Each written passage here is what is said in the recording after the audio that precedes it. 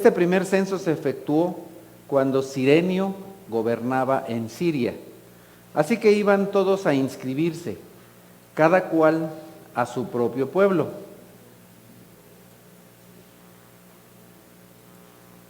También José, que era descendiente del rey David, subió de Nazaret, ciudad de Galilea, a Judea. Fue a Belén, la ciudad de David, para inscribirse junto con María, su esposa. Ella se encontraba encinta y mientras estaban allí se le cumplió el tiempo. Así que dio a luz a su hijo primogénito. Lo envolvió en pañales y lo acostó en un pesebre porque no había lugar para ellos en la posada. Algo interesante y algo hermoso, el Señor nos dice que una bendición de Dios son los hijos. Y si ustedes se dan cuenta, en la Escritura en Lucas 2:7 no dice que María dio a luz a su hijo unigénito, ¿verdad? Sino dice primogénito. Entonces, en este caso, él es el primero de varios hijos que tuvo María, ya que Dios fue muy bendecida por Dios y tuvo a varios, entre los cuales uno de ellos posteriormente fue discípulo, no de los primeros, pero de los segundos discípulos del Señor Jesucristo, y lo envolvió en pañales y lo acostó en un pesebre porque no había para ellos lugar en la posada. En esa misma región habían unos pastores que pasaban la noche en el campo turnándose para cuidar sus rebaños.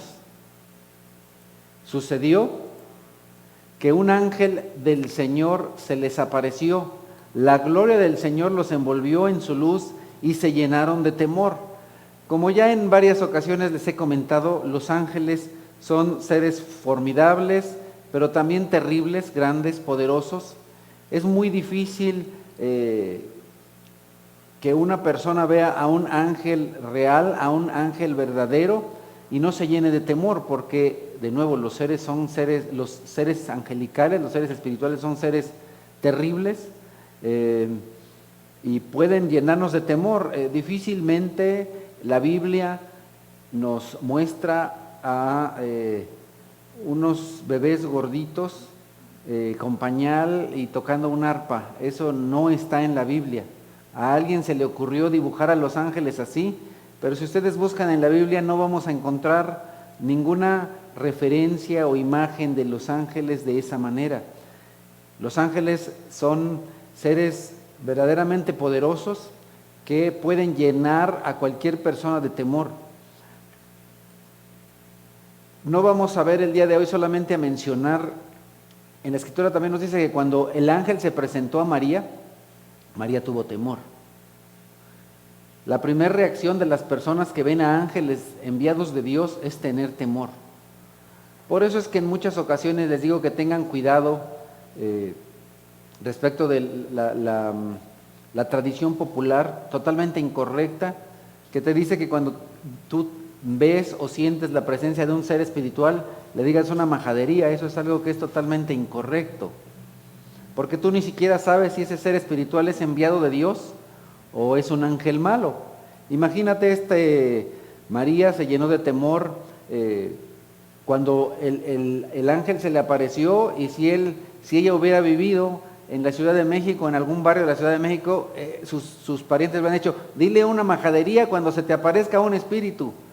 Bueno, pues qué cosa tan terrible, ¿verdad? Eso es tener una muy mala información del conocimiento de los ángeles. El Señor nos dice que si el ángel es malo, pues lo que hay que decirle es que el Señor te reprenda. En este caso no era ningún ángel malo el que se le apareció a María, ni tampoco un ángel caído el que se le apareció a estos pastores. A estos pastores se les apareció un ángel. Recordemos que la palabra ángel significa enviado o mensajero, un enviado, un espíritu enviado por Dios, y les llena de temor. Los ángeles no solamente causan temor, sino también Dios mismo. El Señor es un Dios terrible, formidable, por supuesto que lleno de amor, pero también al ver su potencia, su poder, pues sin lugar a dudas nos puede llenar de temor. Pero el Señor les envía a este ángel especial, a este ángel para que les dé una buena noticia a estos pastores, y a continuación les dice, pero el ángel les dijo, no tengan miedo. La reacción primera de las personas que ven a los ángeles es temor. Pero inmediatamente el ángel les dice, no tengan miedo. Miren que les traigo buenas noticias que serán motivo de mucha alegría para todo el pueblo. Hoy les ha nacido en la ciudad de David un Salvador, que es Cristo el Señor. Esto les servirá de señal: encontrarán a un niño envuelto en pañales y acostado en un pesebre. Entonces, este es el mensaje, las buenas noticias, el Evangelio. ¿Cuáles son las buenas noticias? Que nació como hombre, que se hizo hombre, Cristo el Señor, el escogido de Dios, el Salvador. Qué hermoso saber que los primeros que recibieron después de María, José, Zacarías, porque también a Zacarías se le apareció. Después de estas personas, estas 3 personas escogidas, se aparece ni más ni menos que no a los líderes religiosos de su tiempo, no a los reyes, sino a las personas que eran consideradas menos apreciadas en la sociedad.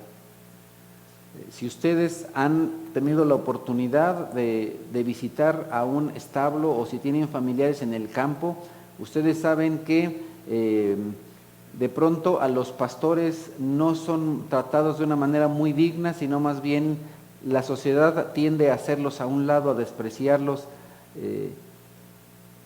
tal vez por su aroma, ¿verdad? Porque se impregna mucho el aroma no el aroma del campo, de la hierba fresca, sino el aroma de lo que hay en los establos, es lo que se impregna mucho en los pastores, en los que se dedican a la ganadería. Y entonces de pronto muchas personas, tristemente, a lo largo de la historia les han hecho cara de fuchi.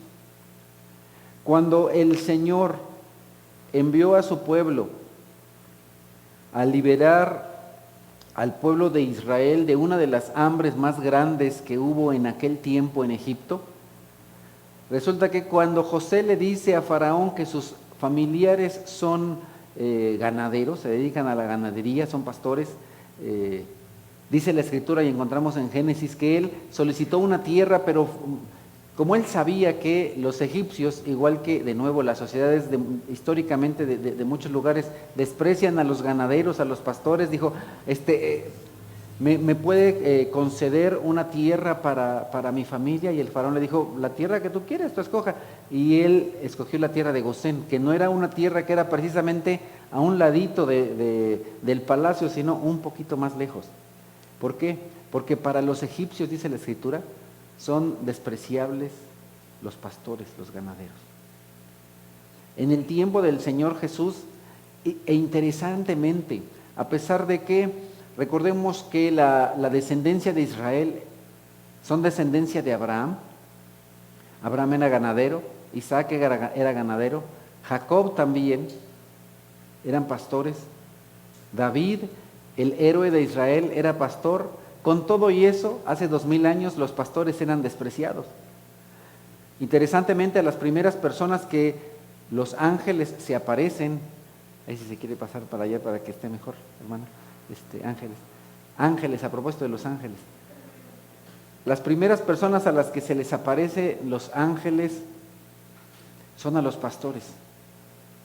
Esto es algo hermoso. Las buenas noticias de salvación llegan primero a las personas que son más despreciadas por la sociedad, los pastores.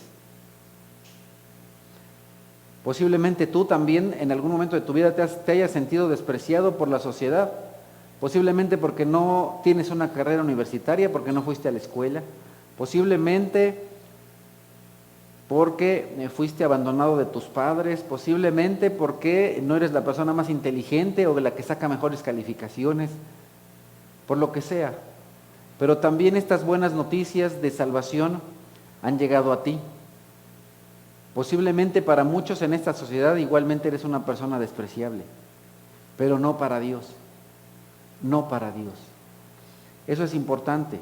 Dios escogió que su hijo no naciera en un pesebre, no naciera en un palacio, sino en un pesebre.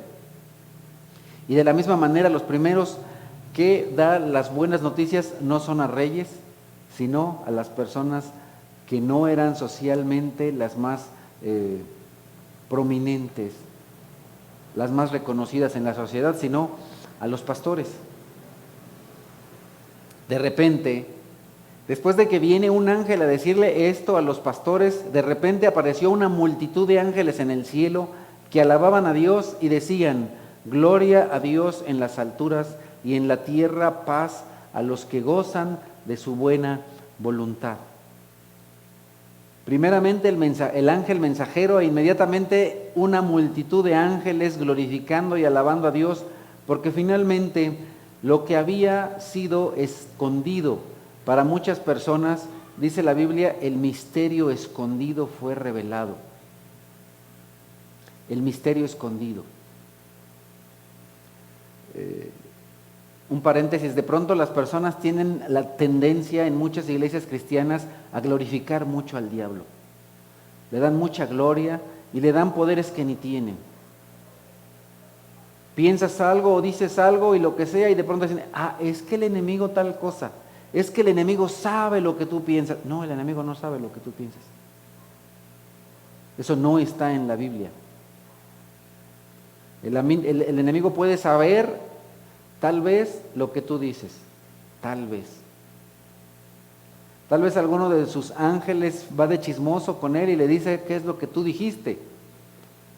Pero él no está en todos lados y él no lo sabe todo. Los ángeles no sabían el momento preciso en el cual Dios decidió enviar a su Hijo Jesús. Los ángeles no lo sabían. Ningún ángel sabía cuándo y dónde iba a nacer Jesús. No sabían. Porque Herodes, que de alguna manera era influenciado por el diablo, no sabía dónde nacía Jesús. Porque posteriormente, cuando vienen los sabios de Oriente, de los cuales hablamos, me parece que hace un año o hace dos, le dijo a esos sabios: díganme dónde se encuentra para que yo también vaya a matarlo, a alabarlo. Porque no sabía.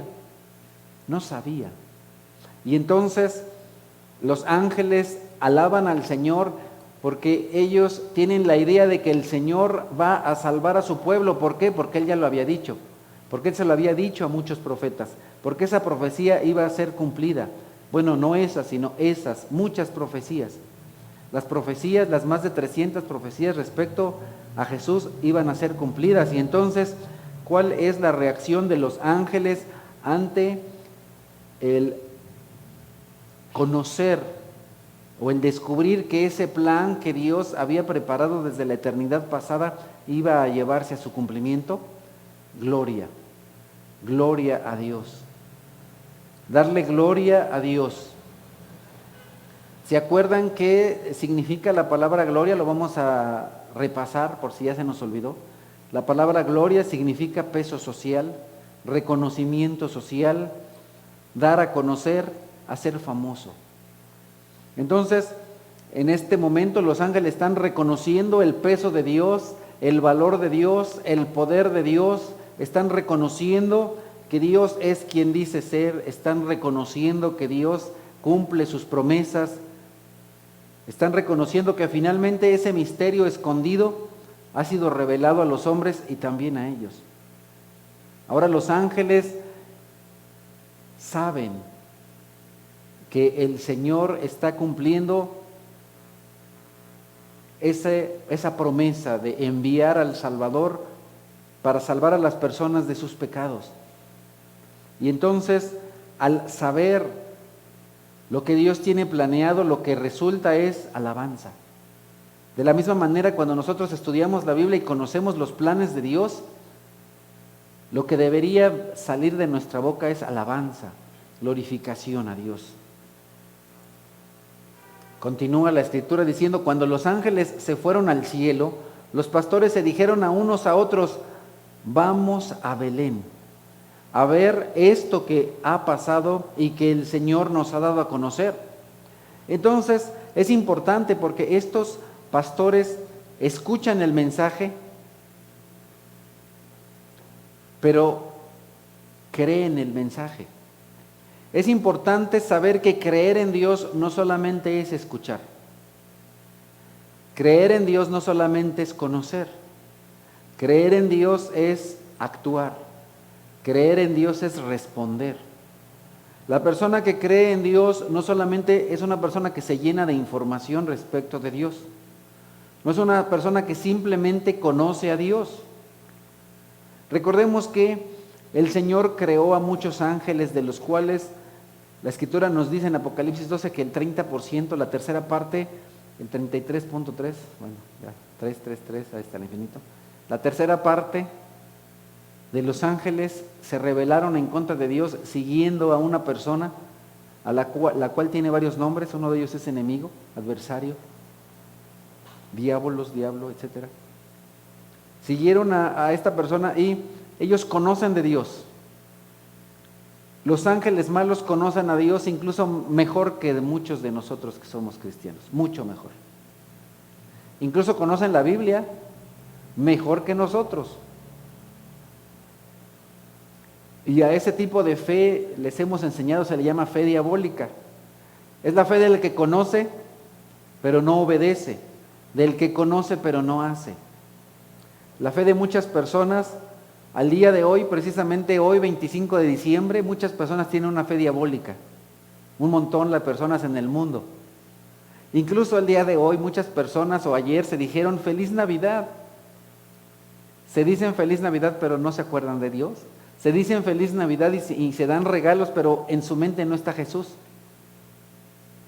No está Jesús en sus corazones, no está Jesús en sus mentes.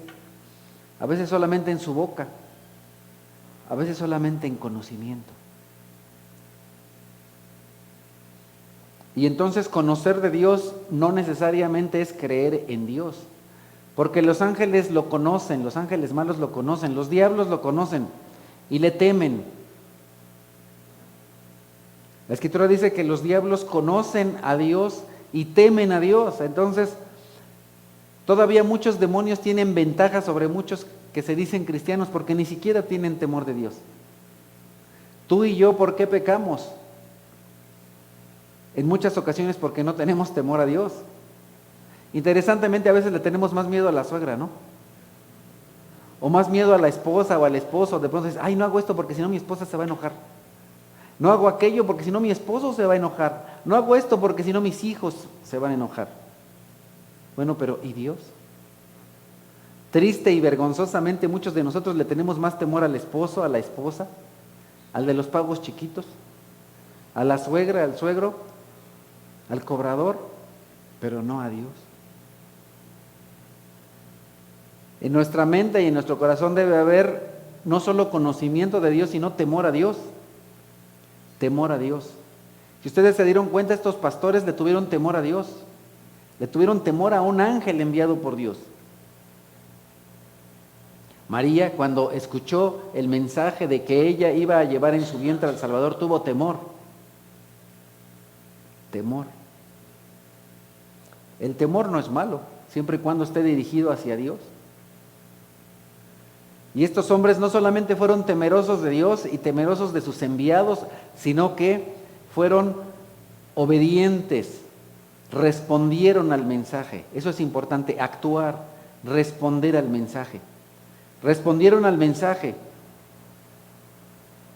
y unos a otros se dijeron, vamos.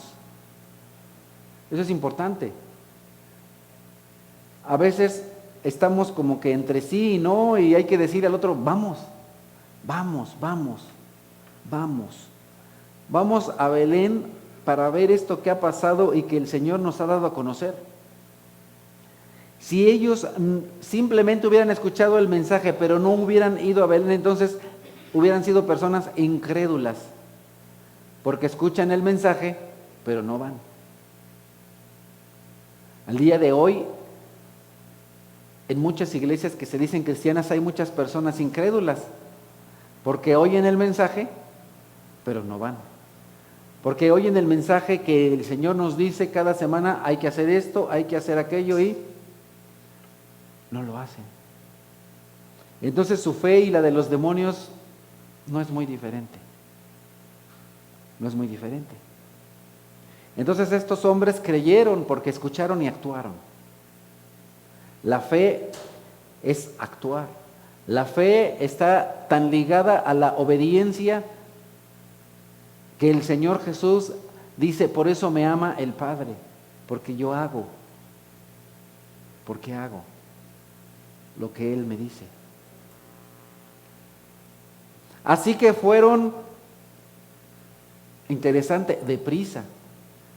Resulta que la fe no solamente es una fe que actúa, sino que también la fe no solamente actúa, sino que no deja las cosas para mañana, para la otra semana. Ay, los propósitos del año nuevo. ¿Qué es eso? No.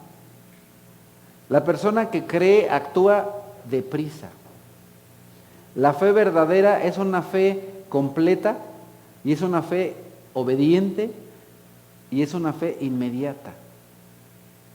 La persona que cree en Dios no solamente actúa, sino que actúa de manera inmediata, deprisa, ya le anda. Tiene prisa por hacer la voluntad de Dios.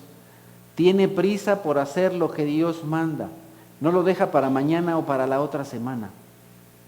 Tiene prisa. Y entonces, dice la Escritura, así que fueron deprisa y encontraron a María y a José y al niño que estaba acostado en el pesebre. Cuando vieron al niño, contaron lo que se les había dicho acerca de él, y cuantos lo oyeron se asombraron de lo que los pastores decían. Entonces esto es otra cosa muy importante, otra lección sumamente importante que nos dan los pastores.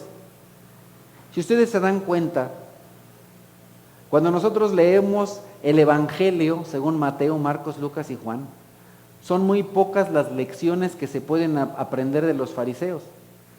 Principalmente cosas que no hacer, ¿verdad? De los maestros de la ley no encontramos prácticamente cosas por hacer, pero de los pastores encontramos hasta ahora varias cosas por hacer. Lo siguiente es contar, decir, hablar, proclamar el Evangelio. Contar el mensaje es importante. Al día de hoy, por la gracia de Dios, en esta congregación tenemos mucha información. Hay muchas cosas que hemos aprendido respecto de Dios.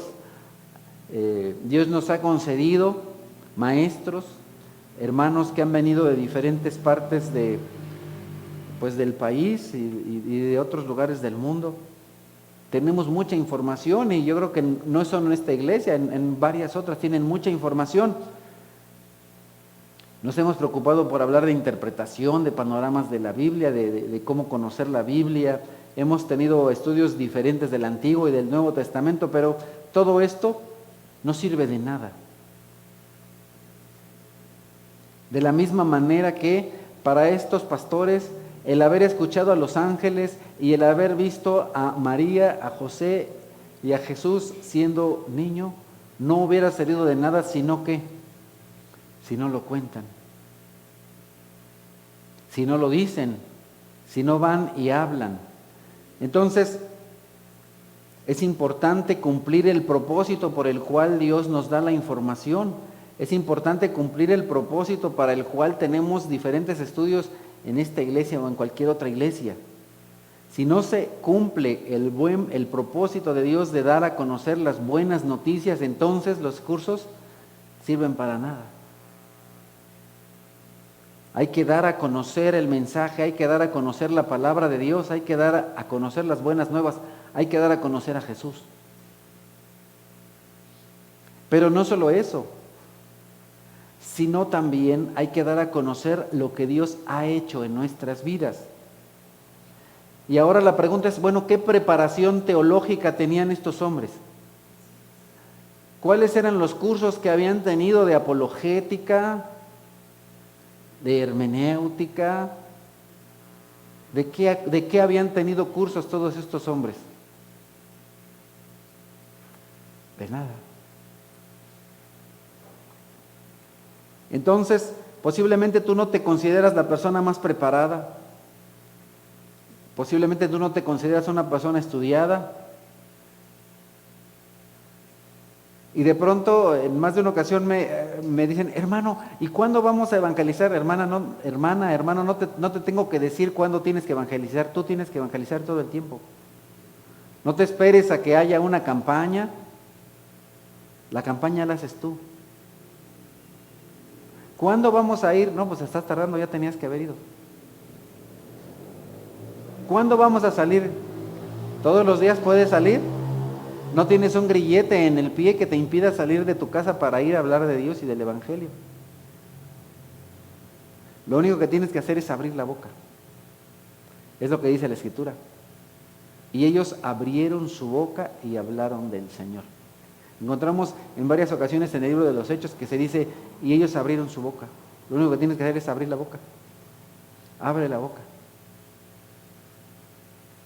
Interesantemente escuchaba que se dice de una persona santa de la antigüedad que dijo,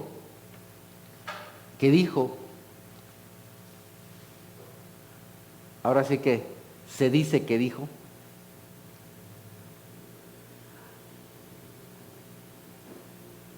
con tus actos muestra a Dios y cuando sea necesario de hablar, habla.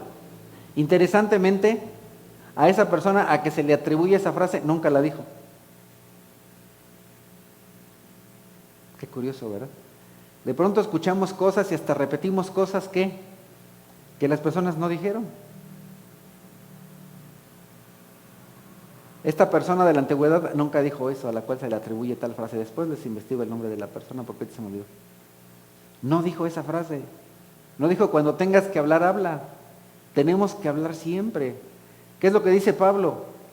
Sea o no el momento oportuno, habla. A veces estamos esperando el momento oportuno. Dice Pablo en la versión antigüita, dice a tiempo o fuera de tiempo. No me recuerdo cómo dice en NBI, pero dice habla a tiempo y fuera de tiempo. Posiblemente tú pienses que no es el tiempo. ¿Cómo sabes? Tal vez sí. Simplemente habla. A lo mejor puedes pensar que es el tiempo, a lo mejor puedes pensar que no es el tiempo. Eso no importa, tú habla. Tú habla. Porque de pronto salimos también con otro vacilón como que no era el tiempo del Señor. ¿Cómo sabes? Es que los tiempos del Señor son perfectos. ¿Lo sabes? Dios te dijo, te habló, te dejó saber su cronograma, su calendario, y te dijo, ahorita no hables, ahorita sí habla. El tiempo del Señor. No, a veces ponemos excusas y damos frases que suenan bonitas, como esa. El tiempo del Señor. Echamos la flojera. Y cuando finalmente nos animamos decimos, que el tiempo del Señor es perfecto. Es una manera bien cómoda de decir, es que ahora sí hice lo que Dios me mandó a hacer 20 veces y como ahora sí lo hice, ahora sí el tiempo de Dios es perfecto. No, el tiempo de Dios es todo el tiempo. Frases que suenan bien, pero que no están en la Biblia. Habla, reprende, corrige, exhorta a tiempo y fuera de tiempo. El tiempo del Señor es perfecto, o sea, siempre. Siempre. Contaron todo lo que les habían dicho acerca de Él y cuantos lo oyeron se asombraron. Lo que tú dices puede y debe causar asombro a las personas que te escuchan. Muchas personas de pronto no conocen a Dios y Dios nos ha dado, dice la Escritura, Dios nos ha dado el misterio de la reconciliación, el ministerio, de la reconciliación, el trabajo de reconciliar a las personas con los hombres. Y muchas personas siguen viendo a Dios como enemigo o son enemigos de Dios Y nuestro trabajo es que cada uno de ellos se reconcilien con Dios. Ese es nuestro trabajo. Y para llevar a cabo ese trabajo hay que ¿qué? Hablar. Hay que ir y contar las cosas asombrosas que Dios ha hecho a lo largo de la historia y las cosas asombrosas que Dios ha hecho en nuestras vidas. Continuamos en 2:19. María, por su parte, guardaba todas estas cosas en su corazón y meditaba acerca de ellas. Los pastores regresaron glorificando a Dios y alabando a Dios por lo que habían visto y oído. Entonces, la respuesta cuando tú conoces las verdades de Dios es glorificar a Dios, es decir, darlo a conocer, pero también alabarlo. Si recuerdan qué significa alabar, ¿no? Poner en alto, poner en lugar alto, en un lugar especial. Alaban a Dios. Alabar a Dios no solamente es cantar. Cuando tú pones en tu corazón a Dios en el lugar principal, tú lo alabas. Por ejemplo, el día de hoy, 25 de diciembre, con el solo hecho de que vengas y te sientes ahí, ¿sabes qué estás haciendo? Alabando a Dios, aunque no cantes. Porque tú le diste un lugar alto, tú pusiste como prioridad a Dios en vez de el recalentado, en vez de ir a trabajar, en vez de... Cuando tú no haces eso, no estás alabando a Dios, lo estás haciendo a un lado. Le estás diciendo, mi trabajo es más importante, los regalos son más importantes, la barbacoa es más importante, el partido de fútbol es más importante.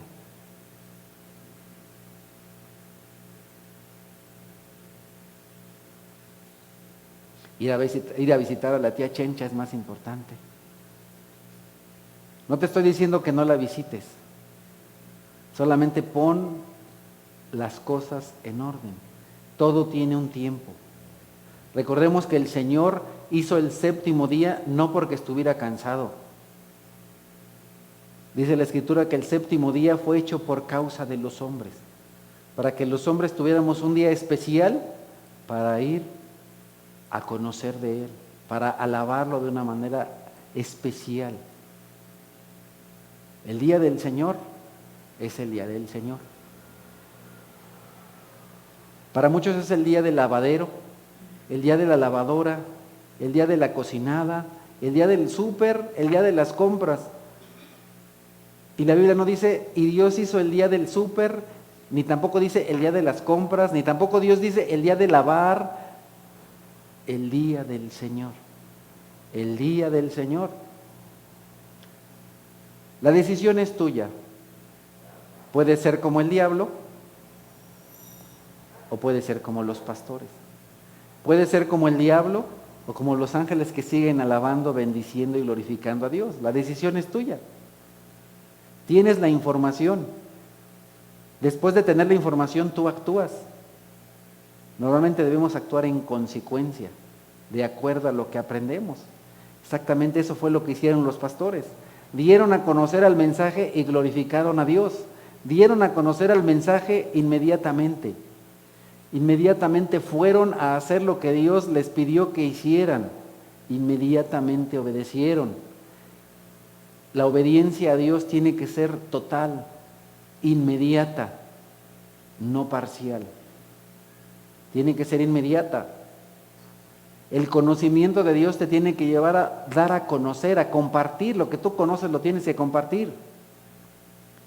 El conocimiento de Dios te tiene que llevar a glorificar a Dios, a alabar a Dios.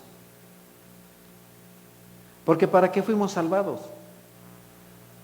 Normalmente cuando comparto a las personas respecto de la salvación, es importante que sepan no solamente que fueron salvados, sino para qué fueron salvados.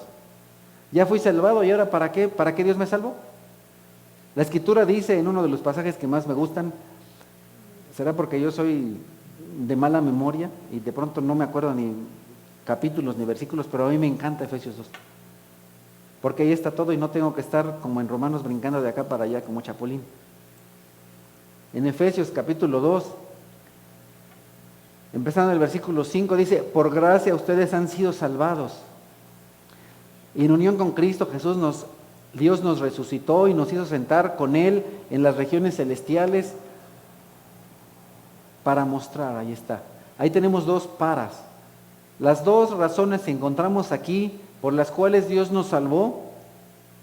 Dios nos salvó para mostrar la incomparable riqueza de su gracia. ¿Para qué Dios te salvó? Para que las personas sepan que Dios te salvó a pesar de que eras pecador, a pesar de que eras malo, a pesar de que no te merecías nada, a pesar de que te merecías igual que yo ir al infierno. Dios nos salvó para que les digamos a las personas que la gracia de Dios es incomparable y que Él es rico en gracia, que Él es rico en misericordia. Para eso nos salvó. Pero no solo eso. Todo eso lo hizo en Cristo Jesús. Pero aquí también, continúa diciendo Pablo en esta misma carta, porque por gracia ustedes han sido salvados mediante la fe, eso no procede de ustedes, sino que es el regalo de Dios, no por obras, para que nadie se jacte, se gloríe o presuma. Porque somos hechura de Dios, creados en Cristo Jesús, para buenas obras, las cuales Dios dispuso de antemano a fin de que las pongamos en práctica. Muchos de nosotros las ponemos en práctica y otros no. Dios te salvó no para hacer tu voluntad, sino para hacer la suya. Dios te salvó no para que Dios se acomode a tu calendario, sino para que tú te acomodes al de Él.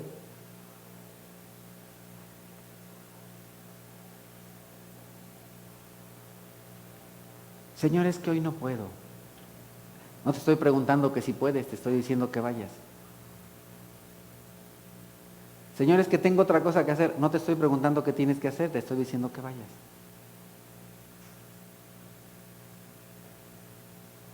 No somos hijos del diablo, ¿o sí? ¿O sí?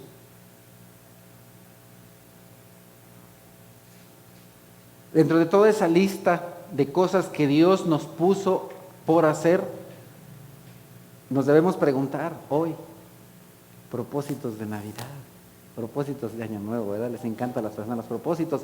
Dios es un Dios de propósitos. Estos son los propósitos de Dios.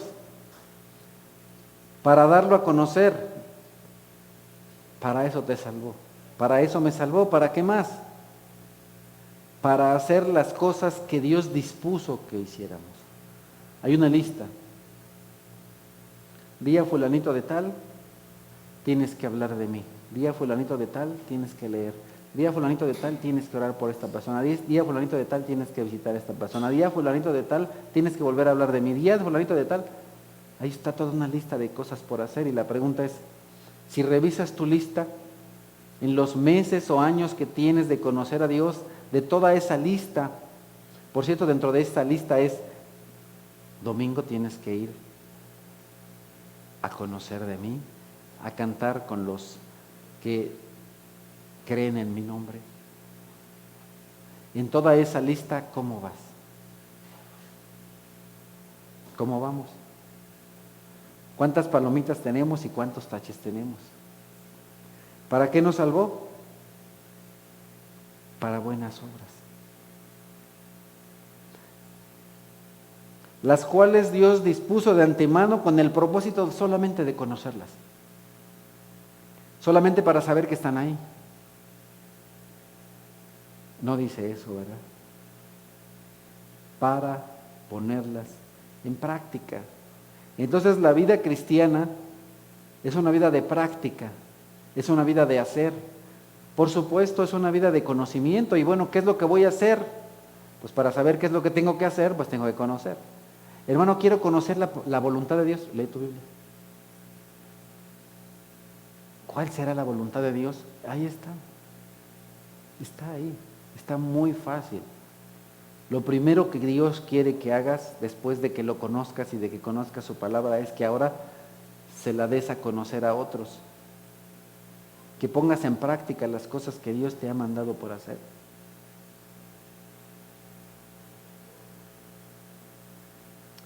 Una cosa que me parecía sorprendente cuando, después de que yo me convertí al cristianismo, yo les decía a algunas personas, a algunos pastores, a mí verdaderamente me sorprende ustedes saben, por muchos años asistía a una iglesia católica, iba cada 8 días. Aunque estuviera desvelado de que me iba al toquín, ¿no? Porque pues, ustedes saben que a eso me dedicaba. De todas maneras yo iba, desvelado o no. Pero una cosa que me sorprendía es que el 24 o 25 de diciembre de las reuniones de las católicas, la iglesia llena.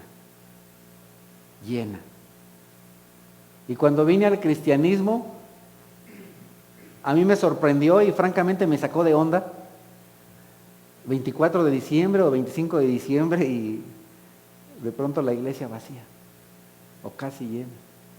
No vacía, pero en realidad una familia, dos familias, bueno, dos familias porque eran mi familia y otra. 2 o 3 navidades nos tocó así. Y es una de las cosas que más me han sorprendido del cristianismo, ¿no?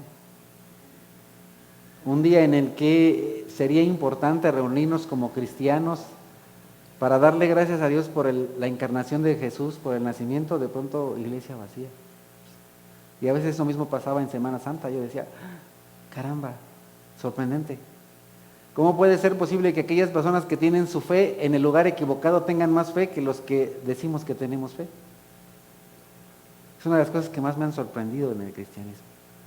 En muchas iglesias cristianas, a veces Semana Santa, pues haciendo lo mismo que los del mundo, y Navidad haciendo lo mismo que los del mundo. Y digo, bueno, ¿y entonces cuál es la diferencia? ¿Que no se supone que nosotros deberíamos ser mejores por lo menos en eso?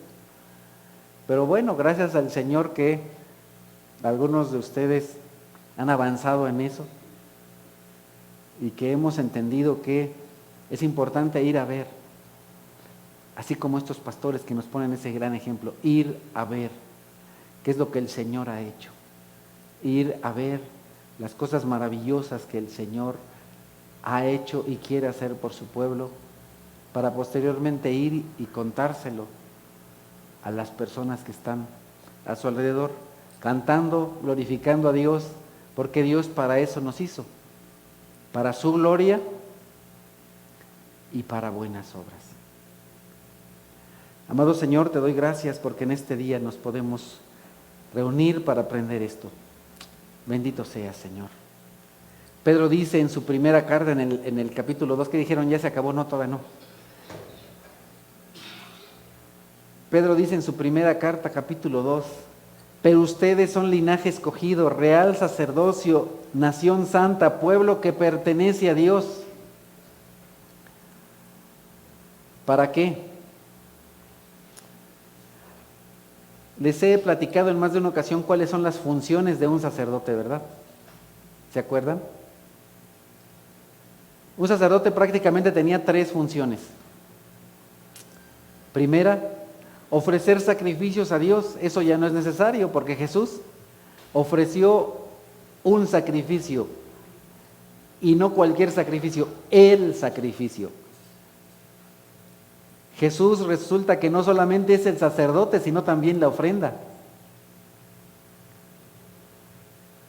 Cuando Juan le vio venir hacia él, dijo, he aquí, este es el Cordero de Dios que quita el pecado del mundo. Este es. El sacerdote entonces ofrecía un sacrificio por él y por el pueblo. Jesús no tenía que ofrecer un sacrificio por él, pero sí por el pueblo. ¿Y cuál fue el sacrificio? Él mismo. Entonces, esa función ya no es necesaria al día de hoy, porque no se hacen necesarios sacrificios, porque el sacrificio es suficiente. El sacrificio de Jesús es eficaz. Segunda función de un sacerdote, interceder por el pueblo. La Escritura nos dice que Jesús intercede por nosotros delante de Dios, continuamente. Y la tercera función de un sacerdote era dar a conocer al pueblo su palabra. Es lo único que queda. Por lo tanto, como las funciones son diferentes, el oficio no se puede llamar igual. Al día de hoy no hay sacerdotes. En ciertos lugares sigue habiendo, ¿verdad? Aquí no. Y en las iglesias verdaderamente cristianas no puede ni debe haber sacerdotes, sino solamente líderes pastores o ancianos, se les llama principalmente de esas tres maneras.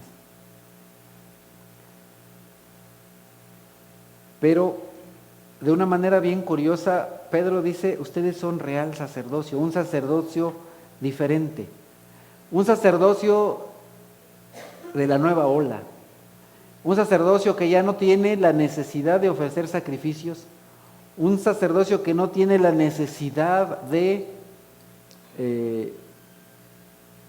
interceder, aunque lo podemos hacer, no es malo, porque tenemos que orar los unos por los otros, pero este nuevo sacerdocio, del cual Jesús es el sumo pontífice, el sumo sacerdote, y como les he dicho, cualquier persona en este mundo que se diga sumo pontífice es un usurpador, porque está usurpando el lugar de Cristo. La Escritura dice en Hebreos que Él es el sumo sacerdote, no hay otro. El sumo sacerdote no está en Roma, el sumo sacerdote está en el cielo, sentado a la derecha del Dios. El sumo sacerdote tiene ahora otros sacerdotes de clase baja, si quisiéramos decirlo así, que somos nosotros. Ustedes son linaje escogido, real sacerdocio, nación santa, pueblo que pertenece a Dios. ¿Para qué? Y aquí no dice para que hagan sacrificios, ni tampoco dice para que intercedan, sino que nos deja la única función del nuevo sacerdocio: para que proclamen las obras maravillosas de aquel que los llamó de las tinieblas a su luz admirable. Porque ustedes en otro tiempo vivían de acuerdo a sus deseos, haciendo la voluntad de sus pensamientos, la voluntad de la carne. Mas Dios, que es rico en misericordia por su gran amor por el cual los amó, en unión con Cristo los salvó, no por obras para que nadie presuma, por amor. Entonces, ¿cuál es la función que tenemos? Proclamar las obras maravillosas. Una de las obras más maravillosas, fue la encarnación de Jesús. Y la segunda obra maravillosa es que el sacrificio en la cruz para perdón de nuestros pecados. Todas esas obras maravillosas del que nos llamó del reino de las tinieblas al reino de la luz, que nos pasó de la oscuridad a la luz. Ustedes antes ni siquiera eran pueblo, pero ahora son pueblo de Dios. Antes no habían recibido misericordia, pero ahora ya la han recibido. ¿Y para qué hemos recibido misericordia? ¿Para qué hemos sido llamados pueblo de Dios? Nuevamente, para proclamar las obras maravillosas de aquel que nos llamó de las tinieblas a su luz admirable. Vamos a orar para terminar este mensaje. Señor, te doy gracias porque tú nos has llamado de las tinieblas a la luz. Señor, te doy gracias por el ejemplo tan maravilloso que tenemos de estos pastores que escucharon tu mensaje, que fueron obedientes al mensaje que tú les diste. Te doy gracias, Señor, porque el día de hoy aprendemos en estos pastores los primeros evangelistas, los primeros misioneros, a actuar de manera inmediata, a no esperar a mañana, porque ni siquiera sabemos si hay un mañana, porque muchas personas siguen yendo al infierno sin el conocimiento de ti y de tu Hijo Jesucristo. Señor, queremos por favor suplicarte que aprendamos de estos pastores a alabarte, a bendecirte y a glorificarte, que sigamos su ejemplo de dar a conocer lo que tú hiciste en aquel tiempo, lo que tú hiciste en sus vidas, y que nos ayudes también a dar a conocer, Señor, las cosas que tú haces en nuestras vidas, no solo las que has hecho, sino también las que harás por todas aquellas personas que te han recibido, que te hemos recibido como Señor y Salvador. Te damos gracias, bendito Padre, en este día por tu amor y por tu misericordia. Te damos gracias, bendito Padre, por Cristo Jesús, nuestro Señor y Salvador.